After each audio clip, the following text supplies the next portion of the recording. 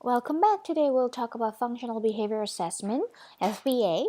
All behaviors are learned and maintained through interactions with the social and physical environment, and all behaviors are related to specific events in the natural environment. Right, so functional behavior assessment enables a hypothesis about the relationship among specific types of environmental events and behavior. So FBA is designed to obtain information about the functions a behavior serve for a person. So we are going to do FBA for our final project. You will find a person and who exhibits some type of challenging behavior, then you will implement FBA and you will figure out the functional behavior. And then you will develop an intervention and deliver the intervention for the individual. Alrighty, so generally we say there are two functions of behaviors, possible functions, to get something or to avoid something. But when we say four functions, four purposes, then we say it. Escape, attention, tangible, or sensory like physical stimulation. So the main purpose of functional behavior assessment is to identify the purpose of the problem behavior, challenging behavior, and it can define by doing FBA. You can define the form, how the behavior looks like,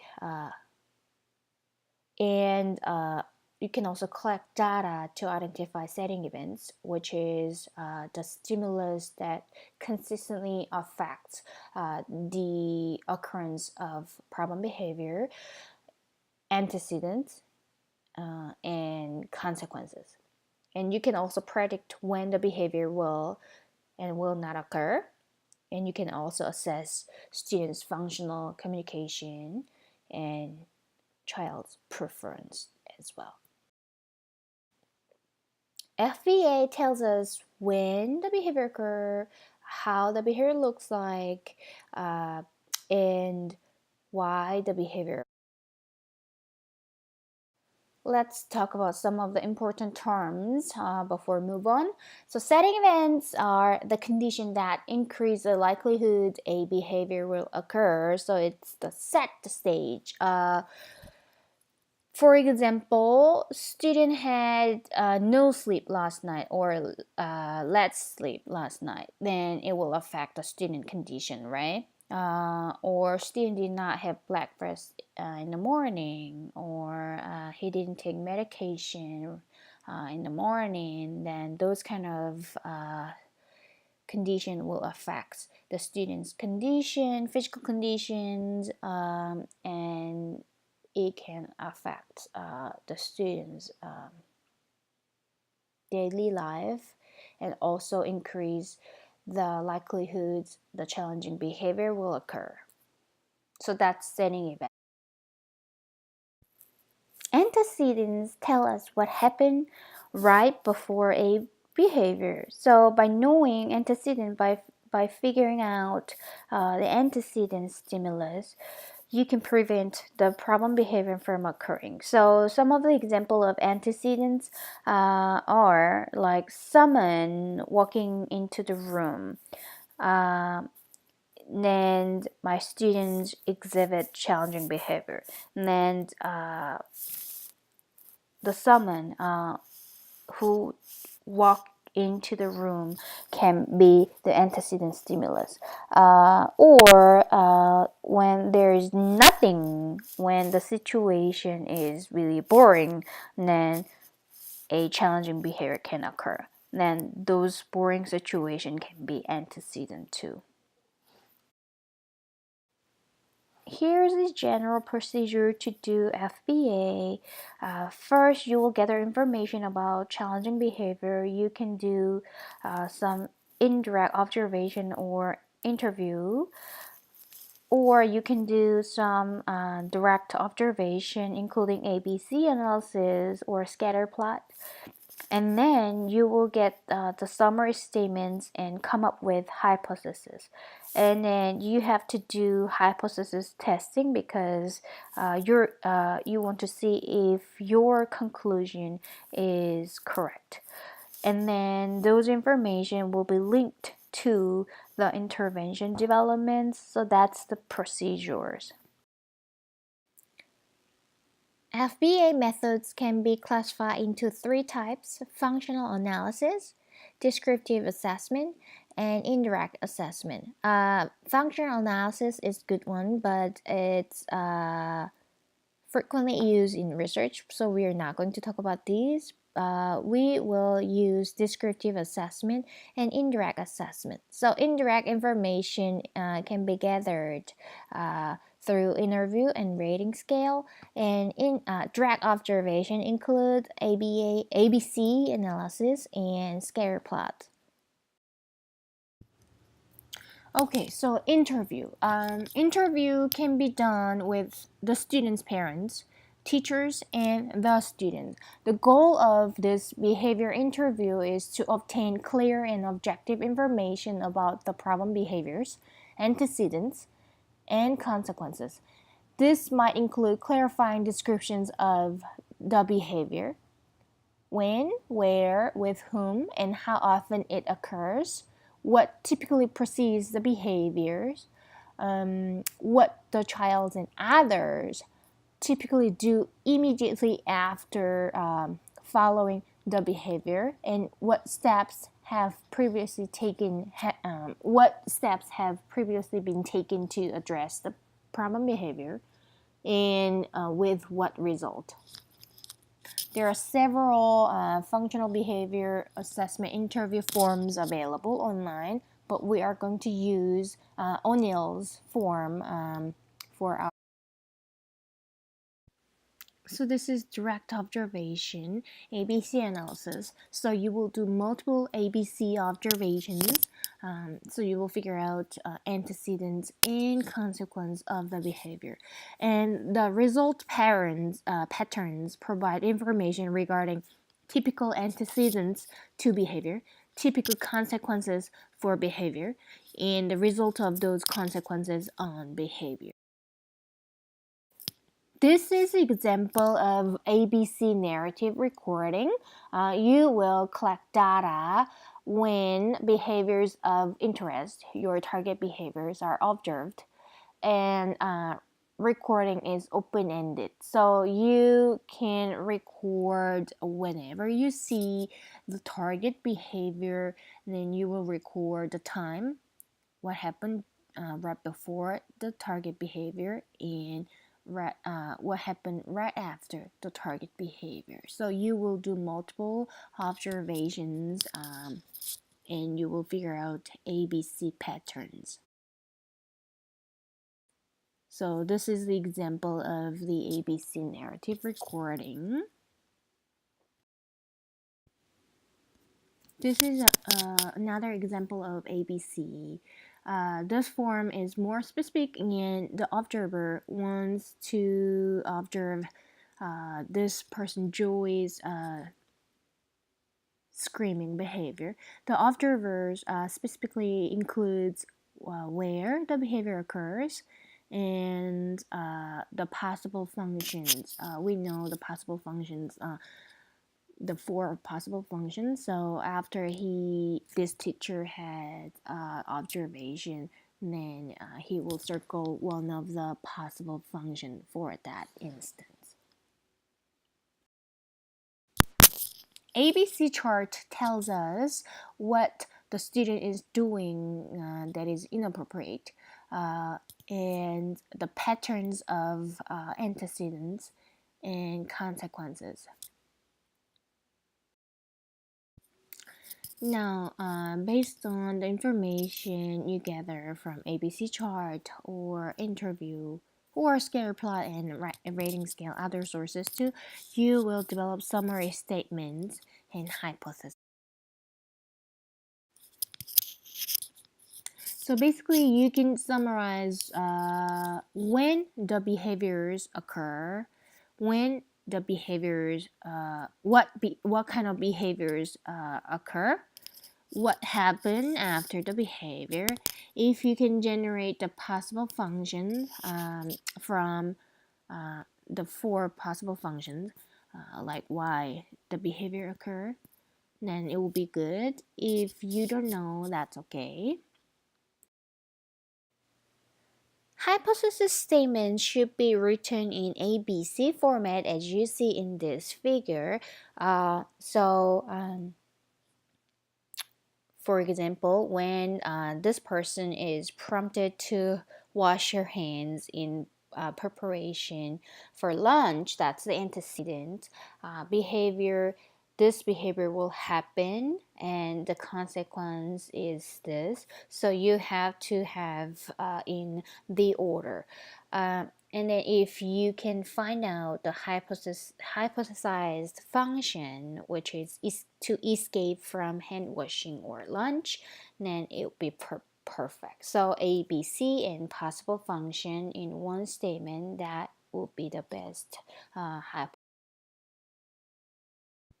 Once you develop your hypothesis summary statement, you want to test if the statement is true, because your statement is from your subjective observations or interview data. So we want to confirm that the summary statement and hypothesis is reoccurring and it is true.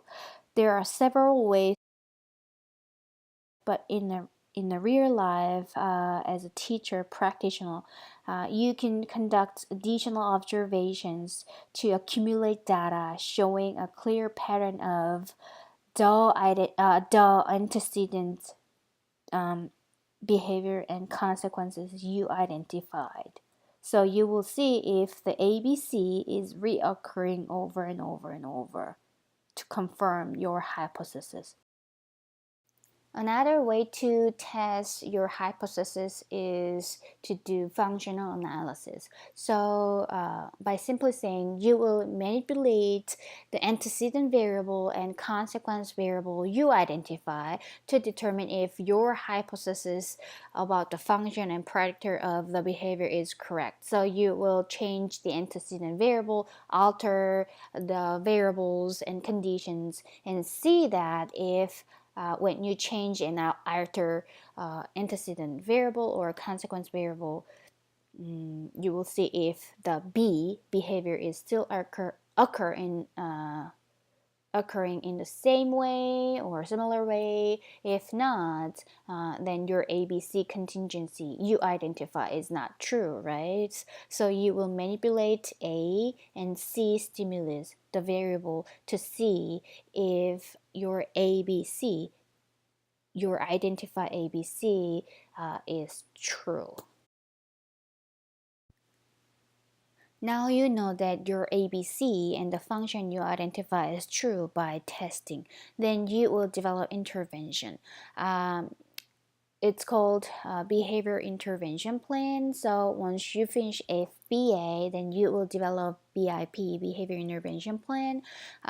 This includes antecedent setting events intervention, behavior teaching, and consequence-based strategy. So you will identify several intervention strategy under A, B, and C, which means you can alter antecedent variables so you can see that you can prevent the problem behavior from occurring.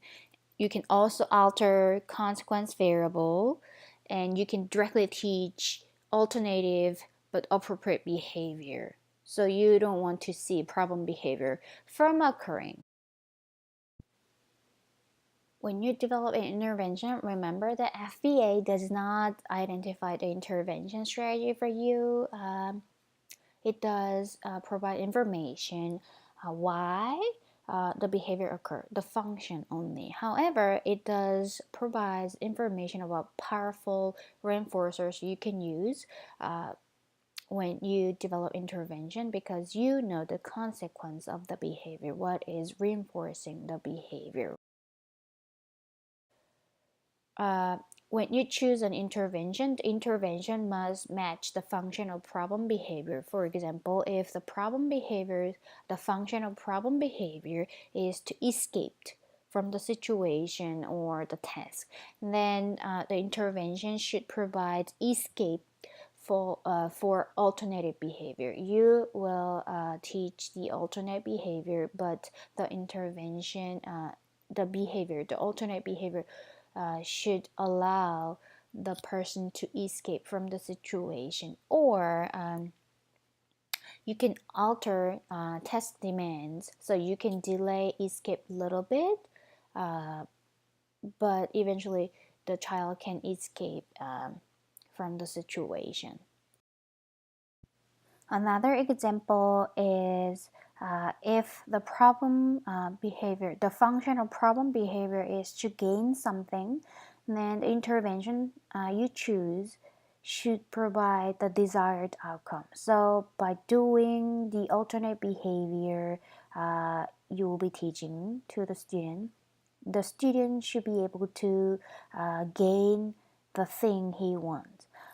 Or you can alter antecedent condition to make attention or tangible less reinforcing, which means if by changing the antecedent condition, the value of consequence, the reinforcer decreases. We will talk about this. Now, let's talk about your practicum report. This week, you have to turn in your practicum report, step 1. Like I said before, you will choose one student or individual or child with disability or behavioral issues. So you will work with the person throughout the semester. You will conduct FBA and you will develop BIP and you will implement a behavior intervention for the person. So you can use your connections, or you can use your current workplace, school, daycare, rehab center, community-based center, or home-based center. Wherever you work or wherever you have connections, you will find a person with disability. There will be no required hour for this class. You will just meet the person and you will complete this project. So you will meet the person enough to finish this project. So let's talk about step 1. Step 1, you will identify the target person. You will talk about the person. Do not use the person's real name. You will use pseudonym. And after you have some brief observation of the person, you will provide a brief description of the problem behavior he or she has and what the problem behavior looks like.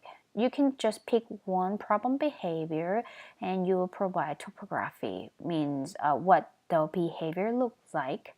And then you will talk about the settings too, like classroom, clinic, residential treatment center, wherever you are.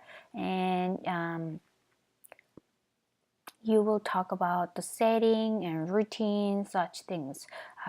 Just 2 pages, and it will be worth for 10 points.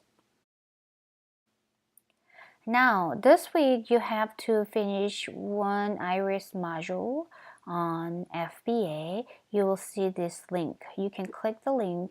The link is also on the blackboard, so you can click that. Once you click this link, you will see this page. Then on the left side, on the navigation bar, you are seeing challenges, initial thoughts, perspectives, resources, and wrap up, and assessment, right? And you will study from challenges to all the way to assessment, like here, right? Once you finish study on the assessment, you will see this page, and the assessment page provides you with 6 or 7 questions. After you study this module, from challenges to wrap up, then you'll be able to answer these 6 questions. Open a document file and write your answer and save it, and you can drop your file to Blackboard. There is a link on Blackboard. You can drop your answer to Blackboard by Saturday. If you have any question, please email me, sunnykim@uic.edu. Thank you.